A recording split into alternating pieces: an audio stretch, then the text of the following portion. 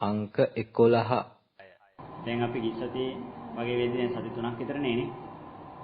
සති 3ක් විතර වෙද්දී අපි ඔකේ මූලික දේවල් ටිකක් කතා කරගත්තා. මේ දැන් තාමත් මේ කතා කරන්නේ මේකට අවශ්‍ය පරිසරය ගැන මිසක මේ තාම මේ වැඩේට අපි ප්‍රවිෂ්ඨුණායම නෙමෙයි. නේ? ඒකෙදී අපි කිව්වා වගේ අර දහමක් කියන එක අහන්නේ යද්දී අපි මූලික උපදේශ ටිකක් දෙනවනේ නේ. අපි ගමනක් යද්දී ඒ ගමන යන්නේ ගැන දැන් අපි තුන් ඔයගොල්ලෝ වන්දනා ගමනක් යනවා කියලා. වන්දනා ගමනක් යනවා නම් අර අපි තුන් සිරීපාද නගිනවා කියලා. වන්දනා ගමනක් යද්දී සිරීපාද නගිද්දී සාමාන්‍ය මම දන්නේ දැන් නම් කරනවද කියලා ඉස්සර නම් අර නඩේ ගුරා කියලා කෙනෙක් ඉන්නෝනේ නේ. එයා ඉන්න නඩේව රැස් කළා උපදේශ ටිකක් දෙනෝනේ. මෙන්න මේ දේවල් මේ කට වරද්ද ගන්න එපා. හරි මොනවා හරි දේවල් ටිකක් තියෙනෝනේ නේ. අන්නේ උපදේශ ටික දීලා මේ ටික මේ දෙනකොට ඉතින් මේක සමහරව අහගෙන ඉන්න සමහරව අහගෙන ඉන්නේ නැහැ. මේ උපදේශ ටික ගොඩාක් වැදගත් වෙන්නේ මොකද? අලුතෙන්ම යන කෙනෙක් ඒ සම්බන්ධව අවබෝධයකින් නෙමෙයි යන්නේ. එයා හිතනවා නිකන් ওই කන්දක් නේ නැගින්න තියෙන සිරීපාද කියන්නේ කන්දක් නේ කන්ද නම් අපි ඕන තරම් නැගලා තියෙන්නේ. කියන තැනින් මේ යන්න පුළුවන් කොහොම ගියත් ඔයාගේ උපදේශ ඕනද අපිට මේ අපි කඳු නැගලා නැති මිනිස්සුද කියලා හිතලා සමහරව අහගෙන ඉන්නේ නැහැ. ඒ වගේම සමහරව මේක කියන්නේ මොකක් හරි හේතුවක් ඇතිනේ. ඒ නිසා කියලා සමහර මේ උපදේශ ටික අහගෙන ඉන්නවා. අහගෙන ඉඳලා සාර අහගෙන හිටපු නැති මිනිස්සු මොකද කරන්නේ? Tamanට හිතිච්ච වෙලාවට හිතිච්ච විදියට ඕක නගින්න යනවා. සමහරලාට එහෙම ගිහිල්ලා ගියාට ඒ වැඩේ සාර්ථක කරගන්න ඒ උපදේශ ටික ගැන වැඩි සකන්නේ නැතුව ගිහිල්ලා සමහරලාට ඇඟේ හයියට මේ වැඩේ කරගන්න පුළුවන් අපි මේ තරුණ මේ කාලේ ඉන්නේ අපිට මේ අංකල්ලගෙන් අපිට ඔක මග අහ ගන්න ඕනද කියලා වගේ මට්ටමින් හිතලා සමහරලාට එයා මග ගිහිල්ලා කටවරද්දගෙන හරි එක දේවල් වල ලොකු ප්‍රශ්න වලට ලක් වෙනවා. ඇතමෙක් ඔය කතාවට ඇහුම්කන් දෙනවා මේ කියන දේ මොකක් හරි වැදගත්කමක් ඇතිනේ ඒ නිසා නෙමෙයි අපිට කියන්නේ කියලා ඒකට ඇහුම්කන් දීලා එයාලා සමහරලාට සාර්ථකව තමයිගේ ගමන නිමා කර ගන්නවා. ඒ වගේ මේකෙදිත් ඕගොල්ලන්ට හිතෙන්න පුළුවන් නැත්තම් මේ උපදේශ ටිකක් දෙන එකෙන් මොකද්ද තියෙන වැදගත්කමක් නැහැ කියලා හිතෙන්නත් පුළුවන්. ඉතින් මේක දෙන්නේ මේකේ වැදගත්කමක් ඉස්සරහට තියෙන නිසා. එතකොට අපි හඳුනේ අපි දැන් කතා කරගෙන ගියපු ඒවායිදී අපි මෙන්න මෙහෙම කාරණා දෙකක් सिद्ध කරනවා. එකක් තමයි මම මුල් දවසෙත් කිව්වා දැනට අපි දන්න දේවල් ටිකක් තියෙනනේ. මේ දන්න දේවල් ටික නිවැරදි නම් අපිට ඒක වෙනස් කිරීමේ අවශ්‍යතාවයක් නැහැ. හැබැයි දැනට අපි දන්න දේ තියෙන වැරදි දෙයක් නම් දැනගෙන ඉන්නේ අපිට ඒක තියාගෙන මේක කියන්න බෑ. ඒකත් මේ හිතේ තියාගෙන මේ වැඩේ කරන්න බෑ. කරපු ගමන් වෙන්නේ මේ දෙකකට කවලම් වෙනවා. ඒක උදාහරණයකට ගත්තොත් මම මේ හැමදාම කිව්ව උදාහරණයක් ඉදලා හිතමු. මේකේ තියෙන්නේ දැන් ඇල් වතුරනේ. මේ ඇල් වතුර මේ කෝපයක් වෙන්න තියෙනවා. අපිට හිතමු කවුරු හරි මේක බීම් එකක් ගෙනාවා කියලා. බීම් එකක් ගෙනල්ලා මේකට බීම් එකක් දාන්න ඕනේ කියලා හිතුනොත් මේ වතුර ටික ඉවත් කරන්නේ නැතුව මේකටම බීම ටික දැම්මොත් දැන් ඒක බීම එකක් වෙයි. ඒක බීම එකක් වෙන්නේ නැහැ නේ. කියන්නේ ඒක බොන්න බෑනේ බීම එකක් විදිහට. ඊට පස්සේ ඒක ඇල් වතුර එකක්ද? ඒක ඇල් වතුර හේකුත් නෙමෙයි. වතුර විදිහට බොන්නත් බෑ. බීම විදිහට බොන්නත් බෑ නේ. එහෙනම් අපි මේකට අපිට මේකේ තියෙන අපිරිසුදු වතුරයි කියලා. අපිරිසුදු වතුර තියෙනකොට තියෙන එකෙන් අපි පිරිසුදු වතුර එකක් නම් මේකට දා ගන්න ඕනේ බොන්න පුළුවන් එකක් නම් අපි ඉස්සෙල්ලම කරන්න ඕනේ මොකද්ද? අපිරිසුදු වතුර ටික ඉවත් කරලා මේක පිරිසුදු කරගන්න ඕනේ. පිරිසුදු කරගෙන තමයි අපි ඊළඟට පිරිසුදු වතුර එක මේකට දා ගන්න ඕනේ. එහෙම නැතුව අපි අපිරිසුදු වතුර තියෙන එකටම පිරිසුදු වතුරක් දැම්මොත් අපේ ගෙදර ටැංකිය කියලා හිතන්නකෝ. ටැංකිය ටික කාලයක් ගියාම අපිරිසුදු වෙනවනේ නේ. ටැංකිය අපිරිසුදු වුණාට පස්සේ ඒකට කොච්චර පිරිසුදු වතුර වැටුණත් වැඩක් වෙන්නේ ටැංකියම අපිරිසුදුයි නම් එන පිරිසුදු වතුර ටිකක් මොකක් වෙනවද ටැංකියේදී? අපිරිසුදු වතුර බවට පත් වෙනවා. ඒ නිසා අපි මුලින් කරන දෙයක් තමයි මේ පිරිසුදු අපිරිසුදු අපේ කියන්නේ දැක්මේ තියෙන අපිරිසුදුතාවයන් ටික පිරිසුදු කරනවා. මෙන්න මෙතනදී ඕගොල්ලන්ට අපිට හැමෝටම පරිස්සම් වෙන්න ඕන දේ තමයි මේ වැඩේ කරද්දී ඕක හරියට කියනවා නම් ඕගොල්ලෝ දැන් මෙතන ඉවිල වාඩි වුණානේ. මේ වාඩි වෙච්ච එකේ අපි අර වතුර නාන උදාහරණයක් මම ඔක ඉස්සරහ කියලා ඇති. මොකද්ද? මේ අපි සාමාන්‍යයෙන් නාන්න ගියාට පස්සේ දැන් අම්මලා පොඩි ළමයි අල්ලලා නාවනෝනේ. නාවනකොට සමහර ළමයි වතුරට කැමති නැති ළමයි ඉන්නවනේ. ඒ ළමයි මේ වතුර ටික පේනකොටම මේ කෑ ගහගෙන නාන්න කැමැත්ත ප්‍රකාශ කරන්නේ අකමැත්ත ප්‍රකාශ කරන්නේ. ඊට පස්සේ සමහරට අල්ලගෙන ඇවිල්ලා වදෙන් පොරෙන් අල්ලගෙන ඇවිල්ලා නාවනවා. නාවනකොට වතුර ටික සම්පූර්ණ නාවන්න ඉස්සෙල්ලා මේ පොඩි එකා අතින් ලිහාගෙන කියන්නේ අතින් ගලවගෙන දිවවදින් වෙන්නේ මොකද?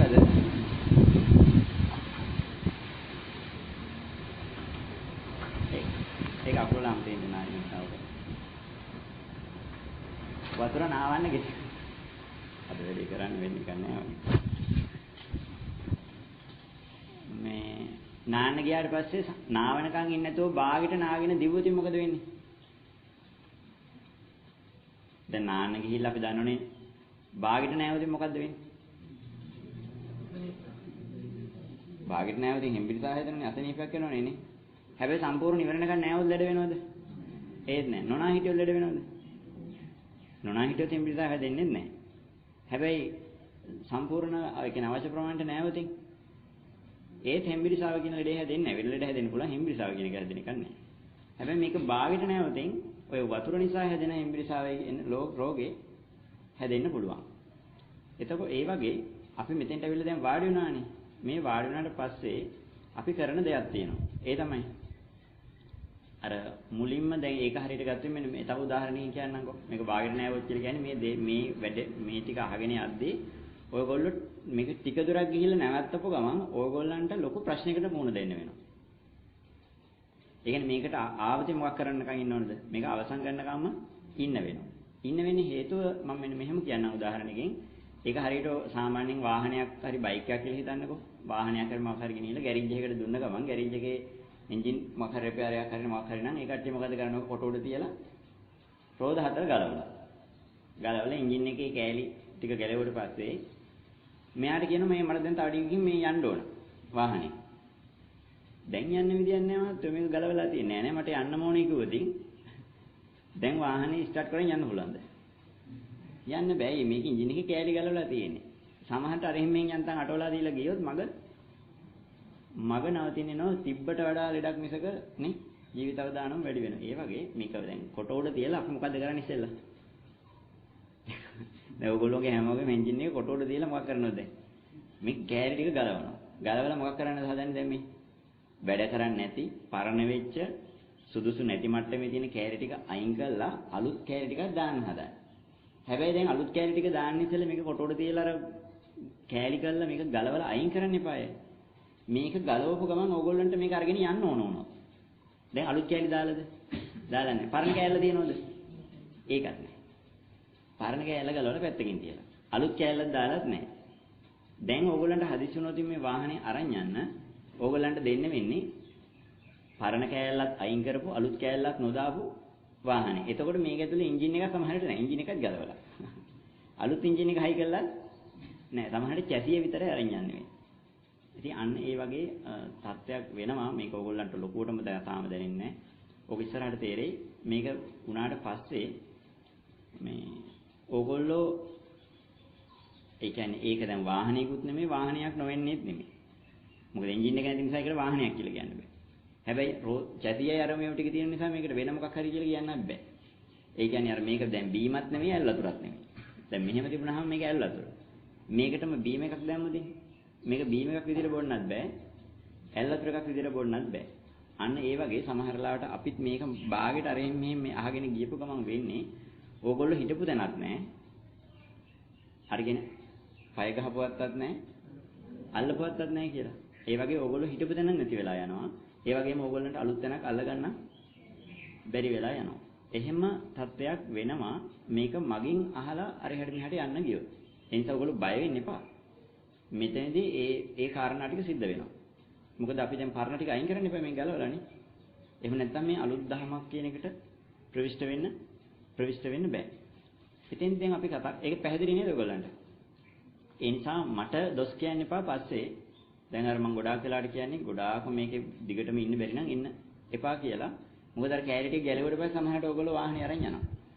ඊට පස්සේ මුකුත් කෑලි ටික අඩු වාහනයක් තමයි අරන් යන්නේ. ඊට පස්සේ මට බලින්න එපා කෑලි පන්න ගත්තයි කියලා. ඇයි මම මේවා පන්න ගන්න හිතාගෙන නෙමෙයි ගැලෙව්වේ. මේවා ගලවලා අලුත් කෑලි දාන්න හිතාගෙන පරණ ටික අයින් කරන්න. ඉතින් ඒ නිසා අයින් කරන්න දාන්න ඉස්සෙල්ලා අරන් ගියාට මට ඔය කියන්න බෑ. ඒ කියන්නේ ඕගොල්ලන්ට මේ වැඩේ කරලා දෙනවා. බය නැතුව මේකට ඉවසීමෙන් ඉන්න එකයි අවශ්‍ය වෙන්නේ. එතකොට දැන් අපි කතා කරා වගේ අපි දැන් ඔන්න කිව්වා අර මොනවාද මොකද්ද බුදුහාමුදුරුවෝ දකින්නයි කියලා කියන්නේ මොකද්දනේ? බුද්ධෝත්පාද කාලයක් කියන්නේ මොකද්ද කියන එක ගැන කතා කරානේ. බුද්ධෝත්පාද කාලයක් කියලා කියන්නේ මොකද්ද? ඒ වගේම මනුෂ්‍යත්ව ප්‍රතිලාභයෙන් මිනිස්සෙක් වෙනවා කියන්නේ මොකද්ද කියන කතා කරානේ නේ. ඒ වගේම තියෙන අදහසක් තමයි අපි දැන් කවුද? අපි දැන් තෙරුවන් සරණ ගියපු බෞද්ධයෝ නේ. බෞද්ධයෝ නිසානේ දැන් අපි බුද්ධාගම හදාරන්නේ. අපි බෞද්ධයි කියලා කියනෝනේ. එතකොට අපි තෙරුවන් සරණ ගියපු බෞද්ධයෝ දැන් අපි අනිත් අය අතුන් අපි මොන ආගමේද? මම බුදුදහම බෞද්ධ ආගම. ඊට පස්සේ මම ක්‍රිස්තියානි ආගම, මම ඉස්ලාම් ආගම කියලා ආගමක් කියනෝනේ නේ. අපින් අපේ ආගම මොකද්ද කියලා හෙවතින් අපේ උපැන්න සාතිකයේ තියෙන බෞද්ධ කියලානේ. ඒතර අපි බෞද්ධයි. එතකොට දැන් අපි බෞද්ධයිද නැද්ද? අපි බුදුන් දහම් සරණ ගියපු අයද නැද්ද කියන එකත් අපි ඊළඟට බලන්න ඕනේ. ඇත්තටම අපි බුදුන් සරණ, දහම් සරණ, සංඝ සරණ ගිහිල්ලාද කියලා. ඒකේ පළවෙනි තියෙන බුද්ධං සරණං ගච්ඡාමි නේ. දැන් අපි බුද්ධං සරණං ගච්ඡාමි වෙලාද නැද්ද කියන එක ඊළඟට අපි හොයලා බලන්න ඕනේ. දැන් මෙතන ඉන්නේ ගොඩාක් අය කසාද බැඳපුවානේ. දැන් ওই කසාද බැඳෙද්දි සරණ යනවායි කියලා නේ කියන්නේ නේ. කසාදයක් බැඳගන්න යද්දී අපි මොනවද හොයන්නේ කියලා දැන් නෝනා කෙනෙක් මහත්තයෙක් වෙනකොට හරි මහත්තයෙක් නෝන අපි දැන් ආම්බුරට අප්පෝ ගදාලා නේ. නම් සරණ යද්දී කොච්චර දේවල් හොයනවද කියන්නකෝ. දැන් ගෑනු ළමෙක් නම් පිරිමි ළමයි ගැන, පිරිමි ළමෙක් නම් ගෑනු ළමයි ගැන හොයනෝනේ නේ. කේන්දරේ ගැලපෙන්න ඕන. ඊළඟට අපේ ජාතිකත්වය, අපේ සමහරවල් ගෝත්‍ර නාමයට ඒවා ඊළඟට පොරොන්දම් බලනවා කියලා දේවල් ටිකක් තියෙන්නේ. ඒකට ගැලපෙන්න ඕන, අපේ පවුලට ගැලපෙන්න ඕන, අපේ වංශයට ගැලපෙන්න ඕන.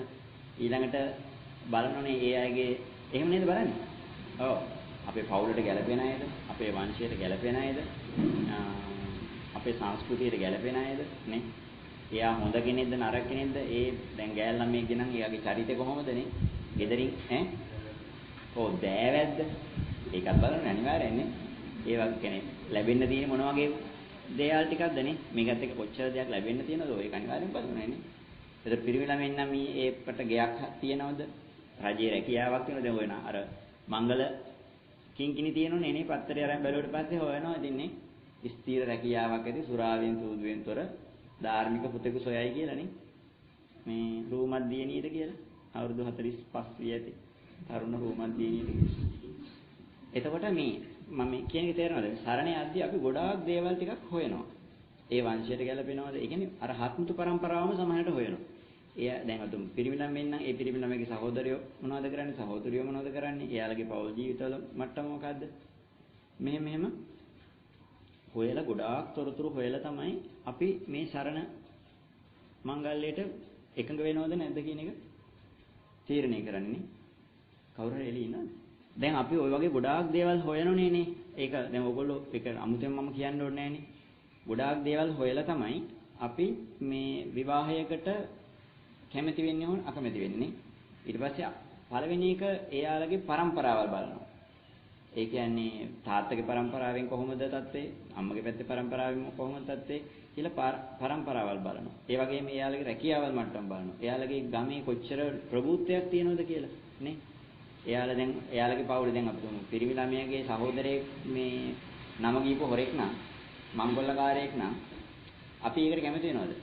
සමහරට විවාහ වෙන්නේ යන පිරිමි ළමයා එහෙම වැරද්දක් කළා නේ. හැබැයි එයාගේ සහෝදරයෙක් හරි එහෙම මට්ටමක ඉන්නවනම් ඒ විවාහයට කැමති වෙන්නේ නැහැ නේ. ඒ වගේ මේ රහත්මුතු પરම්පරාවම බලනවා කියලා කියනෝනේ. ගිහිල්ලා ගමේ ඇවිදලා කට්ටියකින් අහලා බලනවා. ගෙදර අයකින් විතර නෙමෙයි. කට්ටියකින් අහලා බලනවා. එයාගේ කොහොමද පතගොත මේ චරිත ලක්ෂණ මේ ඔක්කොම ටික හොයලා දෑවැද්ද මොනවද එයාගෙන් ලැබෙන්නේ? එයාගේ මේ ගමේ කොහොමද එයාලගේ ගෙදරට සලකන මට්ටම. මෙන්න මේ ඔක්කොම ටික හොයලා ඒ අයගෙනුත් අහලා පොරොන්දනුත් අර මොන පොරොන්දන් ටිකක් ගලපලා ඒ ගෙදරටත් ගිහිල්ලා ගෙදරත් බලලා ගෙවල් වටපිටාව බලලා ඒ හමු වෙලා කතා බහ කරලා ටික දවසක් ඉඳලා ඒ වගේම ගමේ ඉන්න අයගෙනුත් අහලානේ ආරංචි කරලා තහනෝනේ අහවලාගේ තත්ත්වය කොහොමද මෙහෙම කියලා මෙන්න මෙහෙම අහලා දැන් අද කාලේ නම් ඕවම එහෙම නැහැ ඉතින් නේ මේ මම කියන්නේ ඉස්සර කරද්දී ඔන්න ඔය වගේ ගොඩාක් දේවල් ටිකක් කරලා තමයි මේ සරණ යනවා කියලා එකක් කරන්නේ. ඒ කියන්නේ සරණ යන්න ඕනේ එහෙමද නෙමෙයිද? එහෙම තමයි. ඇයි මේ යන සරණ අපි ජීවිත කාලෙට උනේ යන්නේ. සතියකට දෙකකට යන එක නෙමෙයි නේ. සතියකට දෙකකට යන එක නම් කිසි ප්‍රශ්නයක් නැහැ නේ. ඒක හොඳ නැත්නම් මේකල ඊළඟ සතිය වෙන එකකට යන එක නෙමෙයි. නමුත් මේ සරණ යනවා කියන එකේ කරන්නේ එහෙම එකක් නෙමෙයි ජීවිත කාලෙටම අපි සරණ යනවා කියන එක වෙන්නේ ඔහු සරණම යනවා. ඒතර ඔහු හොයයි සරණ යන්නේකේදී අර අපි කියන ආවාහ වෙනවා විවාහ වෙනවා කියලා කතාවල් දෙකක් තියෙනනේ නේ. කොහොමද දෙදෙනා සරණ යාමනේ. එතකොට සරණ යාමේදී එයාට මෙයාගේ සරණත් මෙයාට එයාගේ සරණත් කියන සරණවල් දෙක තමයි එකතු වෙන්නේ. ඔන්න ඔය සරණ යාමේදී අපි හරියට මේ දේවල් තොරතුරු හොයලා බලලා ගියේ නැතොත් අපි සමහරලාට සරණ වෙනුවට මොකක් වෙනවද? අසරණ වෙනවා. ඇයි අපි බලාපොරොත්තු වෙච්ච දේ, අපි බලාපොරොත්තු වෙච්ච ස්වභාවය, අපි බලාපොරොත්තු වෙච්ච වටිනාකම් ටික එයා ගෑන් ළමයා ළඟ හෝ පිරිමි ළමයා ළඟ නැති වුණොත් ඒ දෙදෙනා බලාපොරොත්තු වෙච්ච දේ නැතිවීම නිසා අසරණ වීම එක්ක ජීවිත කාලෙම මොකක් වෙනවද? ඒකත් එක්ක දුක් වෙනවා. ඒ නිසා තමයි මේ විවාහයේදී මේ තරම් දෙයක් හොයන්නේ. ඒක වැරද්දක් තියනවද? වැරද්දක් නැහැ. අද වෙලා තියෙන අද ඔය මුකුත් හොයන්නේ නැතුව පාරේදී දැකලා කතා කරා බස් එකේ දැකලා කතා කරලා ඊළඟ දවසේ කහාද බැඳා. බැඳලා ටික දවසකින් තමයි දන්නේ මේක මීට ඉස්සෙල්ලා කහාද බැඳලා 4 දිනක් විතර ඉන්නේ. හොයලා බලලා නැහැ. ජොබ් එකක් තියෙනවායි කියන අරහෙ තියෙනවා මෙහෙම අරක ජනාධිපති ලේකම් කියලා සමහරට කියන්නේ කියලා නේ. බැලුවාම එහෙම තැනක අඳුරන්නේවත් නැහැ කවුරුවත් එහෙම. ලොකු බොරු කියලා එහෙම තත්යකටපත් වෙන්නේ අපි මේව හොයලා බලන්නේ නැති නිසා. අන්න ඒකෙදිත් අපි විවාහයක් වෙන්නේ මේ ජීවිතයකටනේ. එක ජීවිතයකටනේ. එක පෞල් ජීවිතයකටනේ. විවාහයක් වෙද්දි එච්චර දේවල් හොයනවා නම් අපි බුදුහාමුදුරුවෝ සරණ යද්දී. දැන් බුදුහාමුදුරුවෝ සරණ යනවා කියලා කියන්නේ මොකද්ද මේ කරන්න හදන්නේ? දැන් බුදුහාමුදුරුවෝ තමන්ගේ අර අපි දැන් විවාහයක් වෙනවා වගේ කතාවක් නෙමෙයි දහම් සරණ නෙමෙයි බුද්ධ සරණ දහම් සරණ සංඝ සරණ කියද්දි මේක අපේ ජීවිතේට දැන් විවාහ වෙච්ච දවසට විවාහ වුණයින් පස්සේ ගෑනු ළමයෙකුට නම් තමන්ගේ ස්වාමියා තමයි එදා ඉඳලා සරණ වෙන්නේ නේ. ඊළඟට ස්වාමියාට නම් තමන්ගේ භාර්යාව තමයි පිළිසරණ වෙන්නේ. සරණ බවටපත් වෙන්නේ. ඒ කියන්නේ එතකොට ඒ දෙන්නට දෙන්න තමයි ඉන්නේ. දැන් මීට ඉස්සෙල්ලා අපේ අම්මලා තාත්තලා සහෝදර සහෝදරියොත් එක්කනේ හිටියේනේ. නමුත් විවාහ වුණාට පස්සේ අම්මලා තාත්තලා සහෝදරියන්ගෙන් වෙන් වෙලා අර මහත්තයා තමන්ගේ නෝනට සරණ වෙනවා නෝන මහත්තයාට සරණ වෙලා මේ දෙන්න සරණෙන් තමයි ජීවත් වෙන්නේ නේ. ඒක තමයි කියන්නේ පෞල් ජීවිතයක් කියන්නේ නේ. ගෘහ ජීවිතයකට යනවා කියන්නේ කුටුම්බය කියලා කියන්නේ. අන්න ඒ වගේ අපි කාගේ හරි දහමක් සරණ යනවා නම් අපි ඒ දහම සරණ ගියපු දවසේ ඉඳලා අපේ පිළිසරණ බවටපත් වෙන්නේ මොකද්ද? ගුරුවරයෙක් සරණ යනවා නම් ඒ ගුරුවරයා තමයි මොකක් වෙන්නේද? අපේ සෑම දෙයකටම පිළිසරණ බවටපත් වෙන්නේ අපේ ගුරුවරයා. දැන් විවාහ වුණාට පස්සේ සෑම දෙයකටම පිළිසරණ බවටපත් වෙන්නේ තමන්ගේ මහත්තයා හෝ නෝනා. ලෙඩක් දුකක් හැදුනත්, ඉඩ කඩම් වල වැඩදීද, දරුවන්ගේ වැඩකදීද, ලෙඩ දුකේදීද, සමාජ සත්කාරවලදීද, යුතුයකම් වලදීද මේ හැම දෙයකදීම නෝනේ මහත්තයා කතා කරලා තමයි මේ වැඩේ කරන්නේ. ඒ දෙන්නගේ සරණ විතරයි. අම්මලා තාත්තලා ඒකෙනින් බලන්නේ මම මේක දීලා නිදහස් වෙන්න. නිදහස් වෙන එක කියන්නේ එදින් පස්සේ අම්මලා තාත්තලා මොකක් කරන්නේ නැද්ද? එයා ගැන හොයලා බලන්නේ නැහැ. ඒ කියන්නේ හොයලා බලන්නේ නැහැ කියලා කියන්නේ සියල්ල තැරෙනා කියන එක නෙමෙයි. නමුත් ඔයාලා විවාහ වුණා නම් ඔයාලගේ ප්‍රශ්න ඔයාලා කතා කරලා විසඳ ගන්න. වෙනද අම්මලා තාත්තලානේ ප්‍රශ්නට විසඳුම් දුන්නේ නේ. විවාහයලා ගියාට පස්සේ අම්මලා මොකද්ද කියන්නේ? ඔයාලගේ පෞල් ප්‍රශ්න ඔයාලා විසඳ ගන්න. මේක මට කියලා අපිත් එක්ක කතා කරලා වැඩක් නැහැ. අන්න ඒ වගේ එයාලව තනි කරනවා. ඒතර අපි බුදුන් සරණ නැත්නම් දහම් සරණ නැත්නම් සංඝුන් සරණ යනවා කියන්නේ මෙන්න මේ සරණ යද්දී අපිට එදයින් පස්සේ මොකක් වෙන්න ඕනද? ඒ සරණම අර කියන්නේ නත්ති මේ සරණං අඤ්ඤා බුද්ධෝ මේ සරණං වරං. අපි කියන වෙන සරණක් අපිට නැහැ. මේ සරණ විතරයි. මේ බුදුහාමුදුරන්ගේ සරණ විතරයි. නත්ති මේ සරණං අඤ්ඤා ධම්මෝ මේ සරණං වරං. සංඝෝ මේ සරණං වරං කියලා අපි ප්‍රතිඥා දෙනවා මෙන්න මේ සරණ නැර වෙන සරණක් නැහැ කියලා. හැබැයි ප්‍රශ්නේ තියෙන්නේ. දැන් අපි කහාද බඳින්න ඉස්සෙල්ලා අර හත්මුතු පරම්පරාවම හෙව්වා වගේ. දෑවැද්දගෙන හෙව්වා. පොරොන්දන් ටික ගැලපුවා නේ.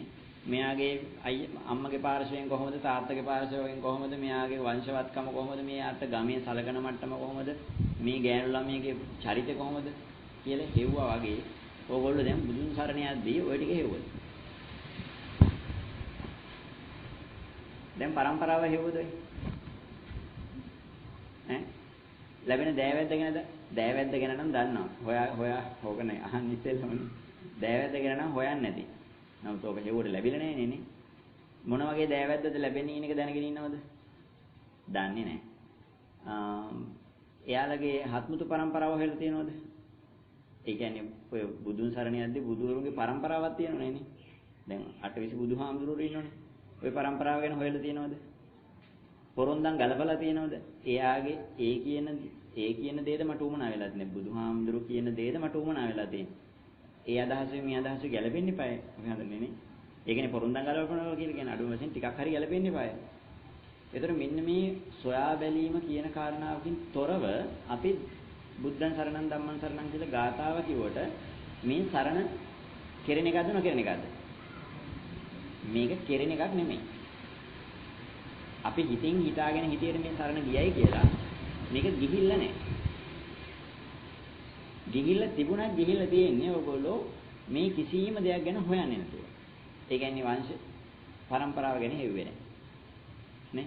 ඊළඟට ඒ කුල අපි කියනනේ මේ වංශයක් තියෙනනේ නේ. ඒ වංශය කියන්නේ ශාක්‍ය වංශයනේ. ඒ කියන්නේ අර ශාක්‍යයන්ගේ ශාක්‍ය කියලා කියන්නේ මේ සිද්ධාර්ථ කුමාරයා කියන මට්ටමේ නෙමෙයි. බුදුහාඳුරෝ කියන්නේ බුද්ධ වංශයක් තියෙනනේ නේ.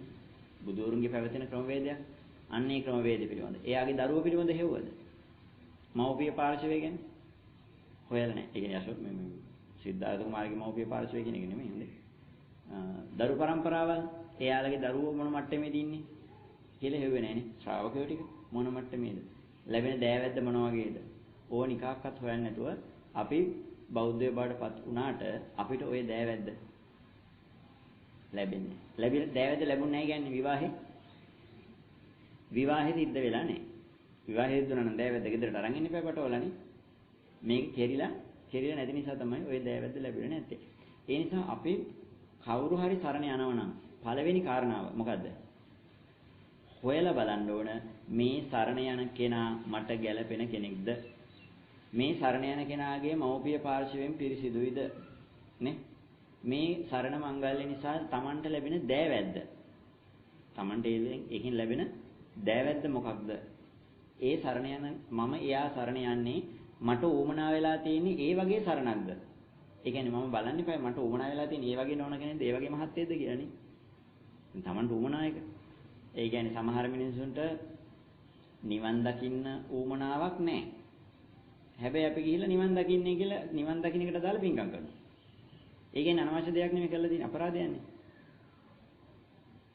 ඒ කියන්නේ ඒ කවුරු හරි මේ මොනවාද පරිප්පු ගේන්නේ කියලා හાર્ඩ්වෙයාර් එකකට ගියෝ. හાર્ඩ්වෙයාර් එකේ පරිප්පු නැහැනේ.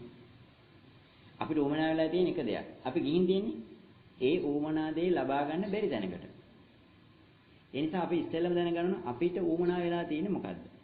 ඊළඟට අපි දැනගන්න ඕනේ අපිට උවමනා දේ ලබා ගන්න පුළුවන් තැනකොත් මොකක්ද කියන එක. එතෙන්දි තමයි අපි තීරණය කරන්න ඕන මම මේකට නම් බුදුහාමුදුරු සරණ යා යුතුයි. එහෙම නැත්නම් මම මෙන්න මේ ධර්ම සරණ යා යුතුයි. මේ ධර්ම සරණ යා යුතුයි කියලා අපි තෝරගන්න දර්ශනය තෝරගන්න ඊට පස්සේ. මොකට සාපේක්ෂද? Tamanට උවමනා දෙයට සාපේක්ෂව. දැන් පරිපෝණ නම් හાર્ඩ්වෙයාර් එකට ගිහලා හරියන්නේ නැහැ. යකඩ උවමනා වෙලයි කියලා මේ මොනවාද එළවලු කඩේකට ගිහලා හරියන්නේ නැහැ නේ. ඒ නිසා අපිට උවමනා දේ තියෙන තැන දැනගන්න ඕන. ඔන්න ඔය වගේ ඔයගොල්ලන්ට උවමනා දේ ඉස්සෙල්ලා ඔයගොල්ලෝ බලන්න. දැන් ඔයගොල්ලන්ගේ හිතින් බලන්න මට ඇත්තටම උවමනා තියෙන්නේ මොකද්ද? ඊළඟට බලන්න ඕන ඔය උවමනා වෙලා තියෙන දේ දෙන කෙනෙක්, ඒ කියන්නේ ආගමක් දර්ශනයක් විදිහට බුදුහාඳුරන්ගේ දර්ශනෙන් ඔය අපිට උවමනා වෙලා තියෙන දේ දෙන කෙනෙක්ද? දෙන තැනක්ද? අන්නේ දෙක දැනගත්තට පස්සේ අපිට පුළුවන් මෙතෙන්ට විශ්වාසයෙන් ඇවිල්ලා ඉන්න. එතකොට අපි දන්නවා ලැබෙන්නේ මෙන්න මේක මට උවමනා වෙලා තියෙන මේක ලැබෙන්නේ මේක තාම ලැබුණේ නැහැ. ඒක ලබා ගන්න මම මෙතන ඉන්නේ. එහෙම අදහසක් තියෙනවද? තාම නැහැ. එහෙනම් අපි දැන් ওই සරණ ගිහින් තියෙන්නේ භාත්මුතු පරම්පරාවල් හොයලා ඒ පරීක්ෂා කරලා එහෙම කළාද? නැහැ. අපි අර කුලයෙන් නැත්නම් අපේ දෙමව්පියන්ගේ නාමයෙන් බෞද්ධයෝ කියන මට්ටමින් ආව මිසක අපි සරණ ගිහිල්ලා නැහැ. සරණ ගියා නම් සරණ ගියපු හැම වෙනස්සෙම කොහොමද ගියේ? සරණ ගියේ හොයලා බලලා ගොඩාක් තොරතුරු හොයලා එයා මට අවශ්‍යයි කියන අදහසට ඇවිල්ලා මෙයාම තමයි මට අවශ්‍ය. ඒ නිසා එයාව සරණ යනවා කියන තැනින් අපි යනවා. බුද්ධං සරණං කියලා කවදක හරි යනවනම් අන්න එතනින්. තේරුණා නේද? එතකොට ඊළඟ කාරණාව තමයි දැන් අපිට හිතෙනවා අපි බුද්ධං සරණං ඔය කිව්වට ආම්දුරු කිව්වට ඔය බුද්ධං සරණං කියලා අපි දැන් බෞද්ධයෝ නේද කියලා. ඊළඟ කාරණාව බලන්න. දැන් ඕගොල්ලෝ කවදාකවත් දැකපු නැති ඒ සරණ ගිහින් තියනවද? සතහද බඳින්න පුළුවන්ද? ඒ මහත්තයා ඉන්නේ පිටරට. ඒ මහත්තයා එහෙ ඉන්න ගමන් මෙහෙ පින්තූරයක් දැකලා කසාද බඳිනවද? පින්තූර එක පැත්තක අර පෝරුවට නගනවා. නෝනා ඉන්න අනිත් පැත්තේ පින්තූරයක් තියෙන මහත්තයා කියලා.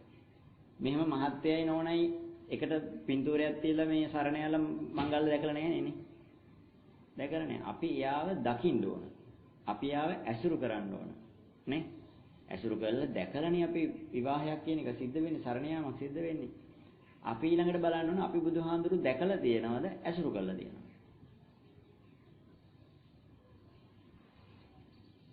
ඔන්න දැන් ප්‍රශ්නේ නේද? අපි දැන් බුද්ධං සරණං ගච්ඡාමි ගිහිල්ලා කියලානේ අපිට හිතෙන්නේ. මට ඕගොල්ලෝ එහෙම හිතනවා නම් මම අහන සාධාරණ ප්‍රශ්නෙට උත්තරයක් දෙන්න. බුදුහාමුදුරුවෝ දැකපු නැති කෙනෙකුට බුදුහාමුදුරුවෝ සරණ යන්න පුළුවන්.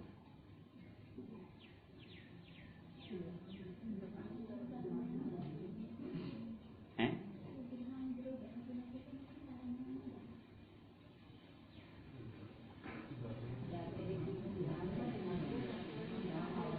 දැන් එතකොට දැන් අර මං ගොඩේ නෝනායි මහත්තයයි ඒ දෙන්න දැකලා නැතුව මේ එක එක තැන් වල ඉන්න අය එකට මේ විවාහ වෙන්නේ නැහනේ. ඉතින් ඒ දෙන්න දැකලා අසුරු කරලා එයාට මෙයා හොඳයි මෙයාට එයා හොඳයි කියලා දැනගෙනනේ අපි සරණ යන්නේ නේ. එහෙම නෙවෙයිද වෙන්නේ? ඕගොල්ලෝ හිතනවා නම් මේක එහෙම නෙමෙයි කියලා මේකත් එහෙමම තමයි. වෙන විදියකින් මේක වෙන්න බෑ. වෙලයි කියලා හිතන් හිටියට වෙලා නැහැ.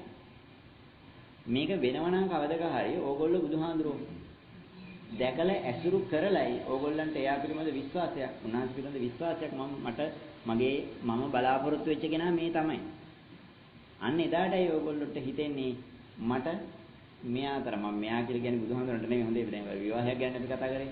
මම හොයපු කෙනා, මට ගැළපෙනම කෙනා, මගේ ප්‍රශ්නවලට විසඳුම දෙන කෙනා මෙයා තමයි. ඒ නිසා මට මෙයා තරම් සරණක් නැහැ. මම අද ඉඳලා මෙයාගේ සරණ යනවා. මහත්ය හරි නෝන හරි කිව්වා වගේ අපි බුදුහාමුදුරුවෝ දැකලා ඇසුරු කරලා බුදුහාමුදුරුවෝ පිළිබඳ විශ්වාසයක් ඇති වෙලා මගේ ප්‍රශ්න විසඳුම දෙන්නේ බුදුහාමුදුරුවෝ කියලා දැනගත්ත දවසටයි මොකක් වෙන්නේද? අපිට බුදුහාමුදුරුවෝ සරණ යන්න පුළුවන් වෙන්නේ. දැන් අපි බුදුහාමුදුරුවෝ දැකලා ඇසුරු කරලා තියනවාද? දැන් අපි කොහොමද දැන් බුදුහාමුදුරුවෝ දකින්නේ? ඒක ඊළඟ ප්‍රශ්නේ නේ.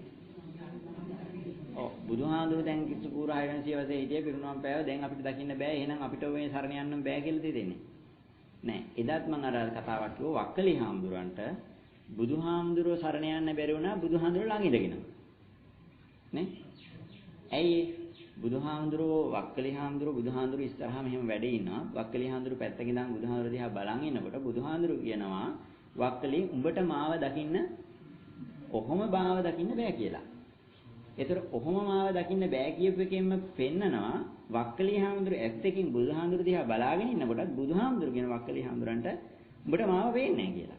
ඒක අර හතර බීරි කතාවක් වෙනවනේ.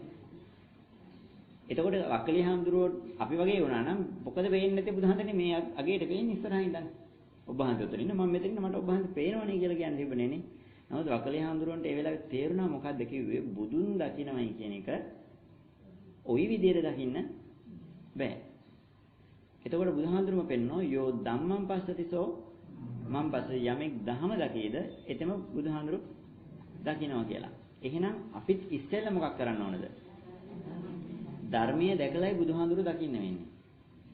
එහෙම දැකලා දැක්කට පස්සේ අපි ටික කාලයක් බුදුහාඳුරු ඇසුරු කරනකොට තමයි තේරෙන්නේ මෙන්න මම හොයපු කෙනා. මෙච්චර කාලයක් මේ සසරේ මම හොයපු කෙනා මේ මට දැන් අද හමු වුණා. එදායින් පස්සේ අපි කියනවා මම මුන්වහන්සේගේ සරණ ඇර මට වෙන සරණක් නෑ කියලා හිතෙන දවසක් ඔයගොල්ලන්ටත් එනවා. එතකන් ඔයගොල්ලෝ හිතන්න එපා බුදුන් සරණ ගියයි. ඒ දවසේ දැනට ඉතින් හිතාගෙන ඉන්න හිතියට දෑවැද්ද ලැබෙන්නේ නෑ. ඒ කියන්නේ මේ එන්ගේජ්මන්ට් එක වෙලා නෑ. මේක අත්සන් කළා ඒ ටික ඔක්කොම උනාට පස්සේනේ මේ දෑවැද්ද ගෙදරට ගෙනත් දෙන්නේ. මේ දෑවැද්ද ලැබෙන්නේ නෑ. ඒ කියන්නේ මේ විවාහය සිද්ධ වෙලා නෑ. දෙන්න හිතන් ඉන්න අපි දැන් විවාහ වෙලයි කියලා. ඒ වගේ අපි බුදුන් සරණ ගිහිල්ලයි කියලා හිතාගෙන හිටියට ඕගොල්ලන්ට ඕගොල්ලන්ට විශ්වාසයෙන් එහෙම සරණක් යන්නත් බෑ. ඕගොල්ලෝ එයා පිළිබඳ එයා දැකලා එයා පිළිබඳ පැහැදීමක් ඇති වෙලා එයා මම හොයපු කෙනා කියලා හිතිච්ච දවසට තමයි ඕගොල්ලෝ හදවතින් සරණ යන්නේ. දැන් ඕගොල්ලෝ හදවතින්ද සරණ ගිහිල්ලා තියෙන නිකන් වචන දෙකකින්ද. හාමුදුරුවෝ බුද්ධ සරණ ගච්ඡාමි කිව්වම මම බුද්ධ සරණ ගච්ඡාමි ධම්ම සරණ ගච්ඡාමි කිව්වම ඕක කිව්වම දැන් අපි හිතන්නේ මොකක් කියලාද? සරණ කියලා. අතීතයේ බුදුහාඳුරු සරණ ගියපු ශ්‍රාවකයෝ ගැන කතා කරන්නේ ඔහොම නෙමෙයි. ඕන් බුදුහාඳුරු සරණ ගියේ අවබෝධයෙන් දැකලා දැනගෙන මේ ඇසුරු කරලා මුන්වහන්සේගේ දර්ශනය අර අහන්නේ මොනවාද අසජි හාමුදුරුවෝ හම් වෙච්ච වෙලාවේ කෝලිය බමුණනේ අහන්නේ ඔබ වහන්සේ කා වෙනුවෙන් පැවිදි වෙච්ච කෙනෙක්ද ඔබගේ දර්ශනය මොකද්ද කියලා. ඒ වෙලාවේනේ කියන්නේ මොනවාද යේ ධම්මා හේතුපබවා තේසං හේතු තථාගතෝ ආහ තේසංචෝ නිරෝධෝ එවං වාදි මහා සමනෝ. අසජි හාමුදුරුවන්ගෙන් අහනවා මේ මොකද්ද ඔබ වහන්සේ කවුද සරණ ගියපු කෙනෙක්ද? එයාගේ දර්ශනය මොකද්ද කියලා. ඒ දර්ශනය ඇහුවට පස්සේ තමයි මොකද්ද? කෝලිය බමුණ සරණ යන්නේ. සරණ යන්නේ මොකක් අහලාද? දර්ශනය ඇහුවට පස්සේ. දර්ශනය ඇහුවාම කවුද දැක්කේ? බුදුහාමුදුරු දැක්කා. එහෙනම් අපිට වෙන්න ඕනේ බුද්ධං සරණං ගච්ඡාමි ධම්මං සරණං ගච්ඡාමිද ධම්මං සරණං ගච්ඡාමි බුද්ධං සරණං ගච්ඡාමි. ඉස්සෙල්ලා වෙන්න ඕනේ ධම්මං සරණං ගච්ඡාමි. ඊළඟට බුද්ධං සරණං ගච්ඡාමි. නෙමෙයි දැන් එන බුදුහාම වර්ධලා කියලාද මේක? නෑ. අපිට වෙන්න ඕන දේ නෑ. අස්සජි හාමුදුරු බුදුන් සරණ ගියේ බුදුහාම දැකලාද දහම දැකලාද? දහම දැකලා. එහෙනම් බුදුන් සරණ දහම දකින්නම දහම දැක්කයි කියලා කියන්නේ බුද්ධං සරණං ධම්මං සරණං ගච්ඡාමි ගියයි කියලා කියන්නේ බුද්ධං සරණං ගච්ඡාමි ගියාම තමයි. ඇයි ඒ?